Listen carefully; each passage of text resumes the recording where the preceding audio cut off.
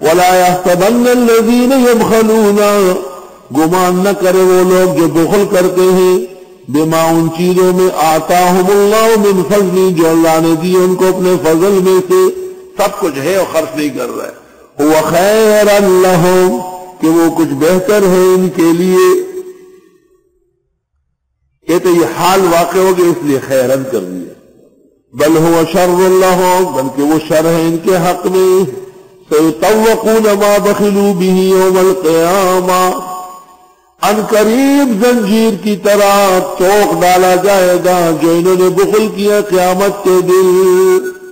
قیامت کے دن وہ سونا، وہ چاندی، وہ اناج اور پیسے جو اللہ کے راستے میں نہیں دیے، ایک مجرم کے زنجیر کی طرح گلے میں لٹکا لیں گے. جس طرح چور کو پکڑتے ہیں تو چوری ساتھ رکھتے ہیں کہ یہ اس اخبار میں آتا ہے کہ یہ اس نے چوری کی، اس کے گلے میں ڈالا جائے. وَلِلَّهِ مِيرَاثُ السَّمَاوَاتِ وَالْأَرْضِ، اور اللہ ہی کا ہے وراثت آسمان و زمین کی، یعنی سب ختم ہو جائیں گے اور اللہ ہی کا ہوگا.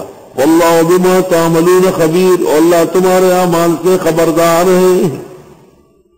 حدیث شریف میں ہے کہ جس شخص نے مال خرچ نہیں کیا، یمثل لہ شجاعا اقرع واقرنا، گنجے قسم کا سانپ یا سینگوں والا سانپ بن جائے گا اور وہ اس کو ایسے اپنے پیروں کے نیچے رون دے گا، ڈستا جائے گا اور کہے گا ذق انا مالو کا، ذق انا کنزو کا، چک میں تمہارا مال ہوں، میں تمہارا خزانہ ہوں.